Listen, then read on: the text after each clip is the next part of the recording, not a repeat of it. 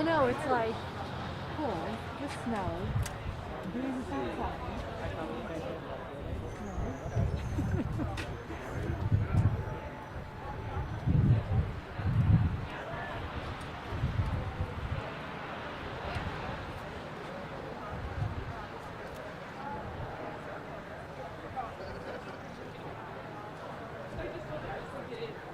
Everyone's dark, like you can't see anything. Right. So we're going to turn this a little bit, Sure. like to face our cameras, just because it's a little dark. Yeah, I know, it's all backlit. Still get the truck in? Yeah, you're welcome. Yes, yeah, we still have the truck. So don't they have... Uh-oh, we're about to lose a mic. Don't they have like a media person that would understand this?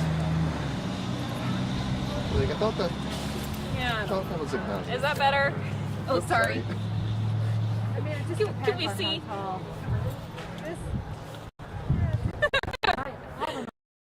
Get the fire truck in Oh the yeah, back. my mic stand is way too high. Nice to meet you too. So it doesn't blow out. Hold on. I'll get the fire truck. Okay, we got it. Like- Good? Is this a good spot? Yeah. Okay. You want Sean to stand right here, folks? Yeah, that'll be Okay. great. We'll put this, let's bring this up a little closer or leave it back? Where do you want them to have that sign?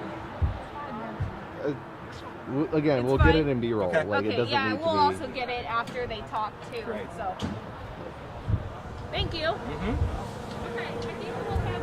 I'm gonna bring the movement people out to have them stand sort of back here, and then we'll have the speakers who are up in the front, so someone can I'm going to get away with it. Get something out. Oh, good. Okay. All right. Well, the podium's getting further right now, and as soon as that goes, we'll get Mayor up here and we'll get started. Is that okay? Yeah. Yeah, it's 11. I gotta be back. You feel pretty good about it?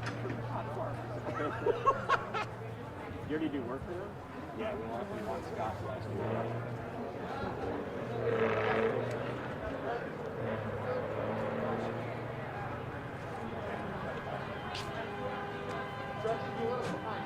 They're actually going to bring the podium out here.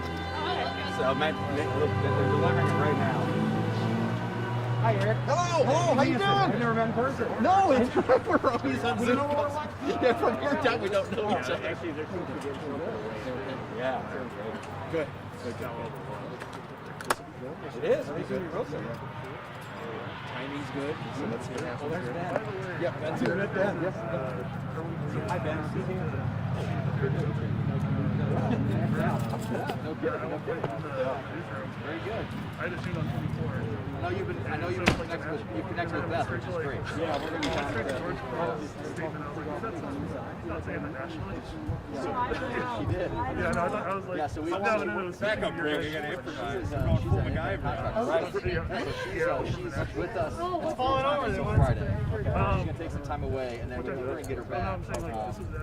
This is a little bit after. She's great. She wants some help with marketing, which will happen. So what happened too? She sort of took on a more primary role. Our normal PIO went on paternity leave. So he just came back, and now she's going to hand off that kind of Thank you so much. When I saw it, it was a little straight line. George Carl statement. That sounds like he's weighing in nationally. Yeah, I actually He's weighing in. got yesterday. Yes, and then Alex and then on to Toski. I know, right? I know. You got it. Well, I'm not going to blow forward, so that's good. Do you want this? There we go. There we go. Thanks, Barry. You're welcome. Do you want yours closer? Just hover midair, but it's not going to I think it's just fine. Do you want to just put the mics on the podium now? I don't have anything to wipe this off with. I don't know. We did all that work to put it there. Right. I say we just keep it. I can move it closer. You can move it closer. You want to do Yeah. that? move it closer. Does that work for you guys? This is fine. Yeah. I'm sorry. No, this is all It's all good. Hey, we make it work. We make it work. No, eyebrows up. I got it wrong. I got the whole thing wrong. Do you want yours higher? Yeah. Okay. I don't know how to do it, and I don't want to break it. That's I know okay. mine. It's already Everything is broken. duct taped together, so I don't want to ruin it. But actually, though, there's a working monitor. Oh. I thought Okay, I think we got it. Yeah, Hanisco? Yeah. No. We do what we can. Yeah. This one needs to be higher. I don't know if it goes higher. Can you just follow me up here? Yep, I got you. Okay, Al. He's still a shot in the arm. But still though, it's kind of like we're 48. We are at 25. Hey, Gretchen. That's what I think. Is that good? A little bit higher The, than this though? no, well, Ignazio's is already way too high, but we'll be okay. That's second dose. Yeah, Ignazio's.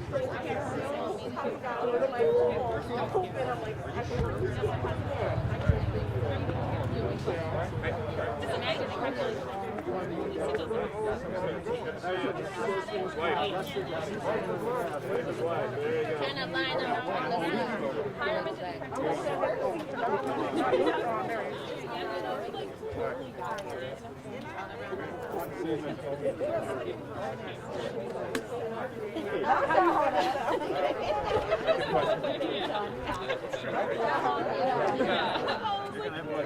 Company's big wigs.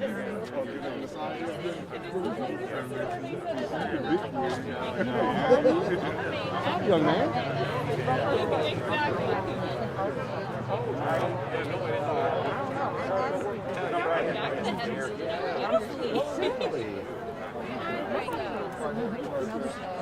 Yeah, this is yeah, go ahead. I'll back you up. Hey, Gretchen. 18 and over. What is it over?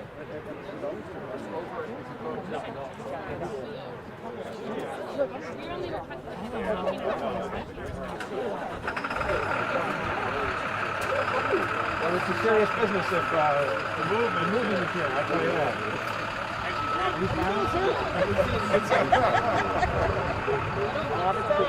Should we How you in the back? When I looked, I didn't see a lot. Is that engine going to be, is he going to, saw your sister yesterday. Oh, Kelly? Yep, I was out at your office. Okay. Down with, I guess it would be under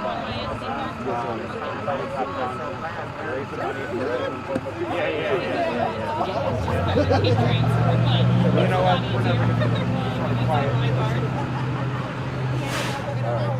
All right, is everyone ready? This is what a great turnout. It's a great turnout of our friends and partners in the media. Great turnout from the community, as you can see. I would be loath to even begin to mention all of the people who are here today because I know I'm going to forget someone. But just off the top of my head, I see Bob Baxter, the head of the Mercy system in town, and Randy Oostra, the head of the ProMedica system. Pete Gerken with the county commissioners. I shouldn't have started doing this. Chief Bird from our fire department. You're going to hear about the movement in a moment and what that is and how they're going to help. We're going to hear from Sean Savage and the VProject, and I think we have some news that is important. It's an important step in our journey of beating the vaccine. Now, there are some of us, like me, if you notice this little pin, with the VProject pin, who have been fully vaccinated now, and that's great.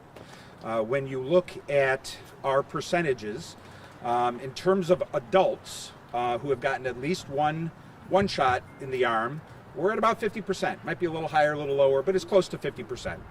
And by the way, Lucas County, Eric from Lucas County and Ben from the Wood County Health Department have done a great job, and really in a lot of ways we're leading the state in terms of our percentages and in terms of the creative things we're doing to get people vaccinated.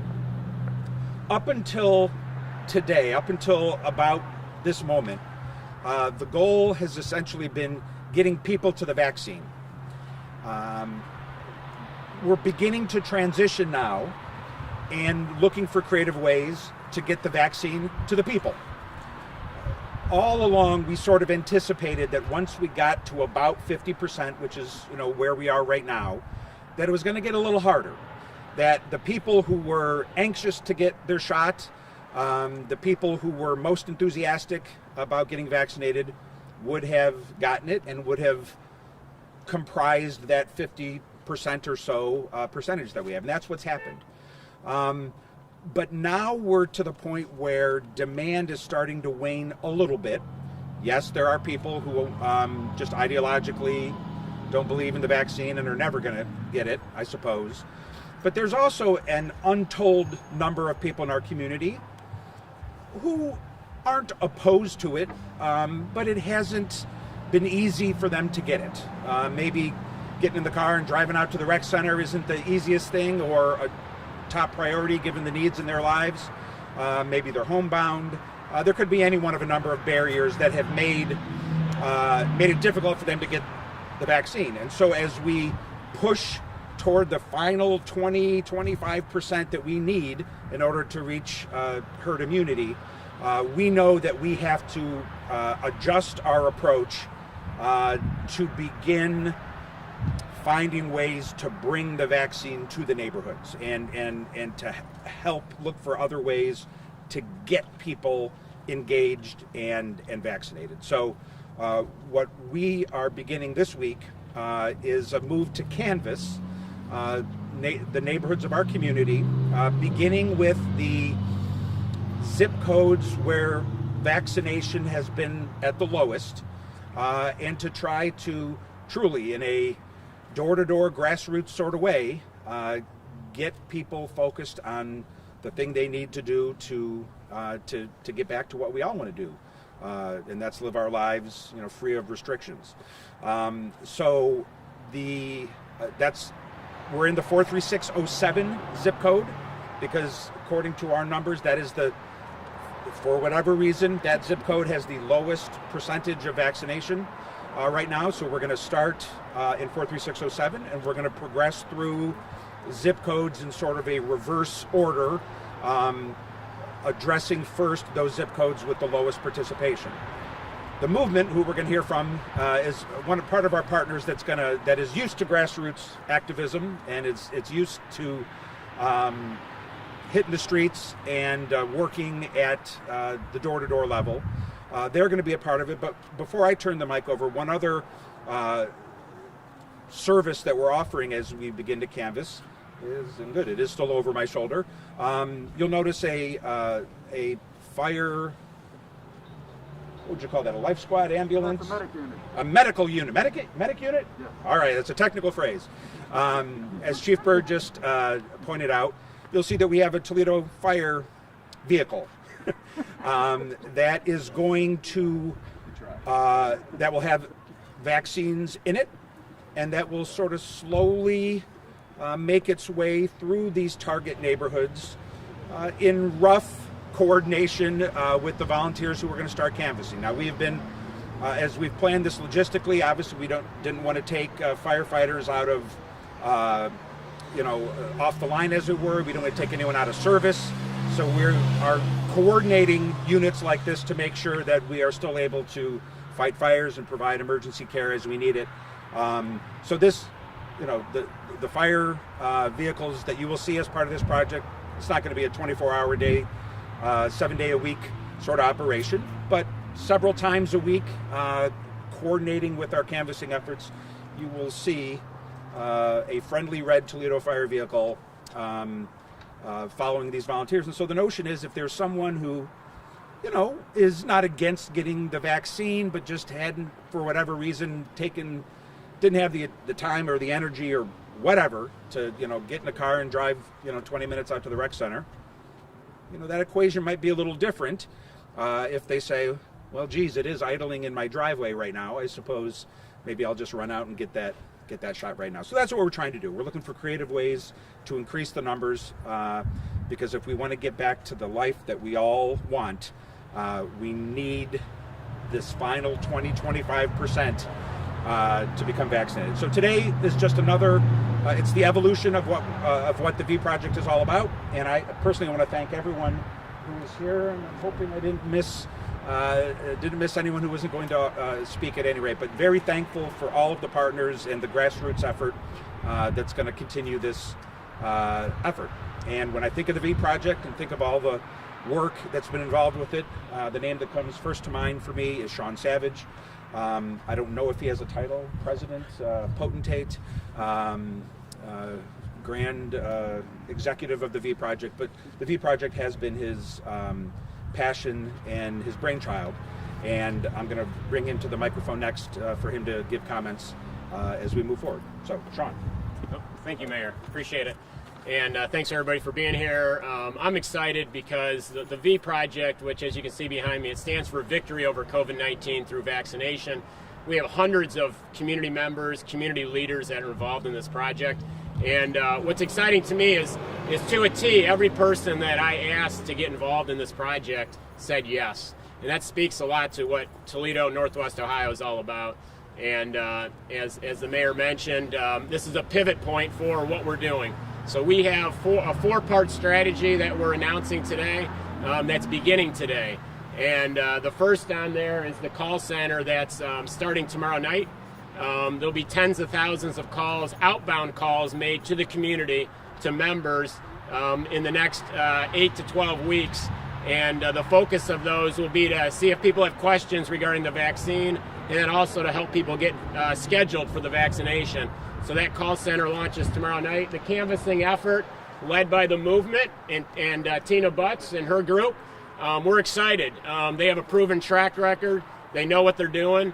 And they're going to start right in this zip code, door to door, as the mayor mentioned. And once again, that's going to be about a 12-week process to make it as easy as possible, remove every possible barrier that there can be to getting vaccinated. And that's key for the community that we're serving. The employer pods, so we have a lot of employers having providers come into their places of employment. We encourage employers to explore this option. Even if you think you have half your folks that have been vaccinated, you're probably right. But there's another half that just need a little more convenience. They need it to be a little easier. So please communicate. You can communicate with us through vproject.org, and we'll help you get a provider locked in to come into your place of employment and help vaccinate the remaining of your employees who need it. And then the last is a marketing and communication surge that you're going to see. And there's going to be quite a bit of messaging that's going to start here over the next couple of weeks, led by Steve Hansen's team. And we're very excited about what that's going to do. The last thing I'll mention is we have V Week that's coming up May 10th through May 16th. That's going to be a community-wide vaccination focus for that week. And there'll be much more to come regarding that. So with that, I'm gonna turn it over to who I consider an absolute community visionary, and that's Mr. Randy Oostra, CEO of ProMedica. Thank you. Thanks, Sean. Great, thanks. Good morning. Good morning. So first off, let me add our thanks to Sean's leadership. I know he's got a full-time job, but I think this is his second full-time job. You know, the mayor talked about it. This is a really important time as we think about COVID, and we see a little uptick in numbers again. And really, you know, one of the things we've learned over the last year, it's probably, for folks who work in healthcare, probably the most humbling year when you see everything that's happened. Of course, it starts with the impact of COVID on people and families, loss of lives, you know, just how communities have come together. Healthcare workers who are special people, but you know, day in, day out, taking care of people with COVID in very desperate situations. Our first responders, all the work the community has done to kind of rally together. But I think, as the mayor said, now is a really pivotal time. And this comes back to a theme we talk about a lot, and it's the work that we do in neighborhoods and with our neighbors.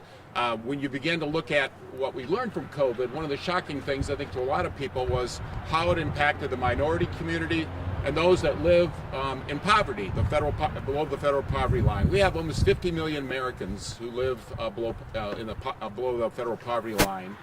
And the challenges that they have each and every day, whether it's housing or opportunities or access to health, and then when you begin to think about those challenges and how they've been disproportionately affected, you know, it's critical. We're at a very, very critical time where we need to get to neighborhoods, we need to get to neighbors. You know, the way you put COVID behind us is the things we're doing, the precautions, getting people vaccinated. So that's why this work is so critical. That's why having you here and carry this message is critical. Because again, it's people looking out for neighbors, It's it's us looking out for people who are in neighborhoods with have specific challenges, and really that's the way we're going to address it. Greg Braylock from ProMedica has been the co-chair of the Minority Health Committee. I'm going to ask Greg to say a few words. So thanks for being here today. So again, my name is Greg Braylock Jr. I serve as our co-chair for the Minority Health Committee within the VProject, along with Donnie Miller, the president and CEO of Neighborhood Health Association. I'm probably one of a few hundred people and a number of people that are standing around the podium today that are really putting a lot of effort into making sure that everybody in our community has access to the vaccine. We know a lot of the trends, the stats, the numbers, the figures around our Black and Latino Americans and citizens in Lucas County in terms of vaccination rates, the impact of COVID. We're 2 to 3 times more likely to be hospitalized and to die from COVID. That has a number of factors based on density of population, the kind of frontline service work that people do, as well as underlying health conditions. Our point is that we want to make sure we get people accurate information and that we make vaccination really easy for people, convenient and flexible. And so many of the points that you see here on the board are what we're using to target some of the zip codes that were mentioned, 07 for sure, 05, 04, 08, 09, 10, 20, a number that are hovering around 20% below or a little bit above vaccination rates. Our message is not that we're here to force people to get vaccinated, but we want to, again, make sure that when people have the information that leads them to a decision to be vaccinated, that they have the opportunity to get vaccinated really quickly and in a really efficient way.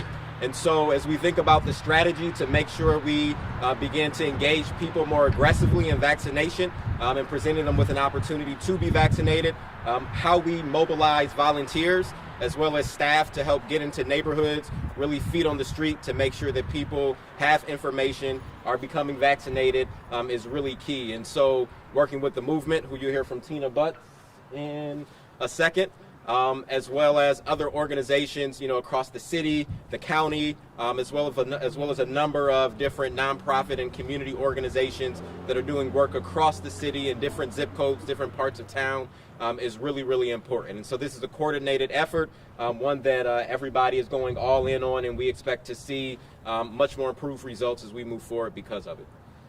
Tina?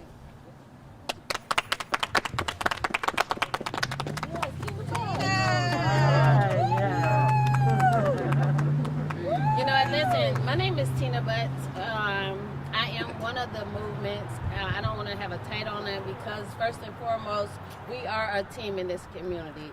We get out here, we fight. But what I want to do is I want to talk to the listeners out here. I want to talk to them from my heart and head because each and every one of us have been affected by the COVID. Whether our family members have died in the hospital now that's out here fighting for their lives. Our team decided to come together. We're partnering up with the VProject. We're partnering up with our friend, Gerken, in the city of Toledo. We are going to get out here. We're going to turn over every brick, every rock. We're going to be at every corner store. We're going to be up and down through these neighborhoods. We're going to have all the boots to the ground. I want to encourage you that's at home. The grandparents are sitting around. You might feel that you are protected because you're young, but when you could be a carrier, and you could be the one responsible for hurting your grandparents that's sitting at home or these young babies out here. They're going in the hospital today, every single day, and I know that the message, a lot of us don't sit at home, watch TV, read papers in the news. So our goal is to get out here, knock on these doors, get our numbers up because we fight an invisible ghost, okay? So our team have partnered up with the city of Toledo. Our friend, my brother, Mr. P. Gerken. Every time we call the phone, he's always there to answer to the call. Sean with the VProject, great. And I couldn't think better. And then we got a dear friend, Matt Sapiro over there at Mercy St. Vincent. So we're going to get out here. You'll see us out here. We're going to have signs at every corner store. We're going to be out here in the community. And we're not going to stop till we help save more lives. Thank you. I want everybody today to walk away from this press conference remembering at least one thing. Tina Butts and the movements. introduce them to the community. Look, we're in a war with COVID. We're in a war with the virus who we know the name of. And it's always great to have the generals, the lieutenants, and people that bring resources to that war, to it. But you don't win any war without ground troops. And where the beauty of what we've done in Lucas County and the city of Toledo is the coordination of the business community that Sean Savage brought to the VProject, the institutional power that both Mercy and ProMedica have brought to this, the medical prowess that they've had, the leadership of Eric and the health department, the leadership of the mayor and the board of county commissioners is great. But we're not the ones out there going to deliver this message in the communities that don't know us the way they know Tina and the movement. So when we started to think about what's the tactic to get to the street corners, to get where people are, my first thought was get somebody that knows how to do it. Some of us that are politicians in the room, we know about ground campaigns. We have to do it in our own elections. We know about door-to-door. This is no different. Get the people who know people.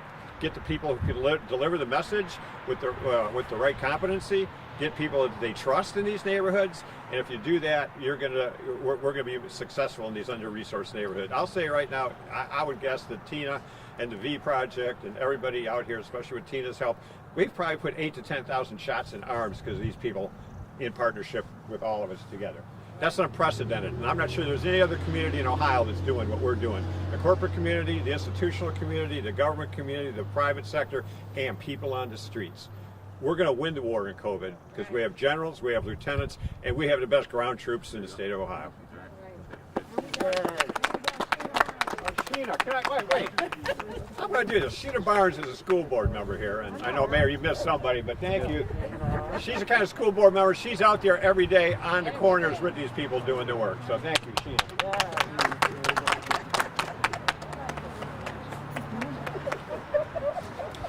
Well, thank you, Commissioner, and I also want to echo the words that have been said before. I want to thank Sean for his leadership in organizing the VProject. It really is an incredible pleasure to be standing up here today with all these community members who are dedicated to the fight against COVID-19. And I think with that in mind, this event really is further evidence of the coordination and the collaboration that's taken place amongst all these organizations between Lucas and Wood County to really fight the vaccine and to make the vaccinations as accessible as possible. Mercy Health, like our partners standing with us, believes that getting the vaccine shouldn't be hindered and that anyone and everyone who wants it should have easy access. In fact, it really is incumbent upon us to make access to that vaccine as easy as possible. We've said it before, and I truly believe that we want to be the easy button for vaccination, and I want to thank everyone, especially those members of the Mercy Health team who have worked tirelessly over the last few months to get shots in shoulders. One way of doing this right here is to go to where people live and work. So to date, Mercy Health has vaccinated or administered about 115,000 doses in the region. Part of that is by partnering with school districts, unions, organizations, and area businesses.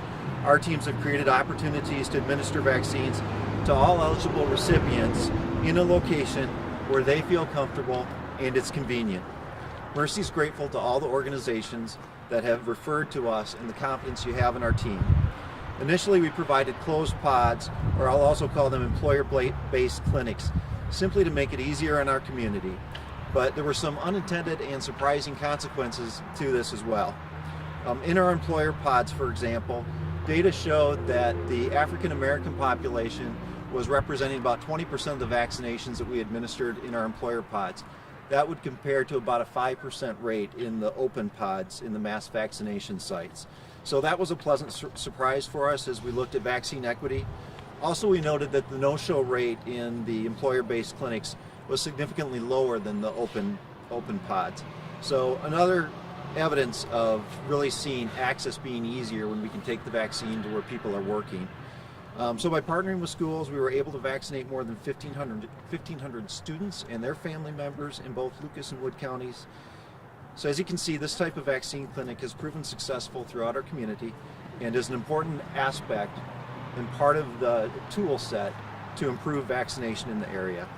So together, through these collaborative efforts, we can reach more people who need help. Again, I stand here proud to be part of a community that cares so much about its residents. And I pledge that Mercy Health will continue to do everything we can in this important work. So it gives me great pleasure to introduce a great community organizer, Juanita Greene, and welcome her to the podium. Thank you. That's my baby. Thank you, and thank you so much, Mr. Baxter. We appreciate all the work that Mercy has done. My name's Juanita Greene, and I'm retired and love this community and have worked in this community, and I'm also the administrator of First Church of God. When we heard about the VProject, which is a project that is bringing us all together in all facets of life, it's also a project that helps us to understand that our neighbors and our friends out there, some of them that are underserved, need our help. And by coming together as we've done, that aided us through our church to come together as a nonprofit and say, what can we do? So after speaking with Bishop Culp and also the volunteers at our congregational family, we said, let's get in the fight, because this is a fight. It's something that we all are going to be adhered to. It affects all of our families. It affects our elders especially. The community is the one that basically said, I need help. We basically sent out our emails, our texts, we went to our neighbors, our mothers, our fathers, and said, what can we do to help? So we opened up the facility. And when we opened up the facility, the community said, how can you help me with the barriers that I'm against? The barriers of transportation, the barriers of technology, and the barriers of education. And that's what we are all about, all of us in this community. We're here to help our brothers and our sisters. We're here to aid a helping hand. And that's what we were able to do at the site at First Church of God. And we are still continuing to do that through the phone calls that are coming in, to people saying thank you, to people walking over to the church and saying, this is a trusted site. So I would like to encourage any nonprofit, any church, any organization, if you have the opportunity to open your doors, please do so. We will come out and organize and help you get organized. But make sure that you understand the community needs your help. It doesn't matter what zip code you're in. The services are here to help you. We have great partners. I must recognize ProMedica. ProMedica was our doctors, the nurses, the healthcare leaders that worked at our site. The customer service was phenomenal. And that's the key to a site. What customer service you give, how you answer the phone, how you make people feel welcome. And that's what's important, because people don't understand. They just feel as though they've been living in a disarray for a whole year. What can I do to be helped? The most important thing is call them back. Let them know you are important. And that's what's important about when we book them, we register them, we let them know you come to this site and you will be serviced. And I know that's what the movement's been doing. So welcoming and making sure that our community knows that we're going to win this fight. With the canvassing, with the outbound calling center that's going to open up on this coming Thursday, the 22nd, we're going to be calling you, and we're going to be letting you know we're here to help you, and you don't need to be afraid to come out and get the vaccine. What we need to understand is that we're suffering, and we need to make sure that the suffering ends and where life begins. Thank you so much, and we appreciate all that everyone is doing, and I'd like to bring Mr. Sean Savage to the podium. Thank you, Juanita. What a champion. Just one final point I'm going to make. When vaccines started to be administered in the United States, there was over 3,000 people a day, 3,000 plus per day dying from COVID. Today, it's under 1,000 per day in the United States. And there's one variable, that's the vaccine. So it's indisputable evidence that vaccination rates, as they go up, the number of lives saved goes up. The number of people dying is going down dramatically. So please do everything you can as a community. Let's come together and let's get this done over the next 8 to 12 weeks. Thank you very much. Great, thank you. Good job, John. Yeah, thank you.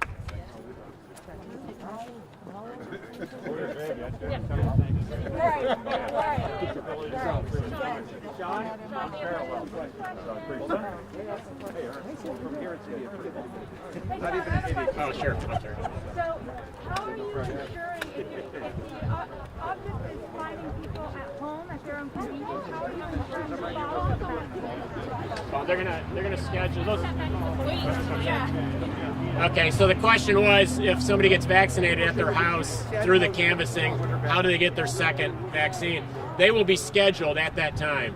There are mobile units right now in the city that are going to houses, so there'll be a coordination effort to get them scheduled before before they leave after the first vaccine, and make sure somebody's there that 21 days or 28 days later. I don't know if this is a question for Eric, but what % of vaccines that you're getting or carrying over are being dedicated to this project? Equity, we're at about 20 to 25% every week. That's for all our providers. Again, relative to the mobile, the mobile units, we have the homebound process with Mercy and ProMedica are working on. But then the new project that's coming online with the first responders, we got to decide how many doses actually go to them, how many you can do. You got to remember,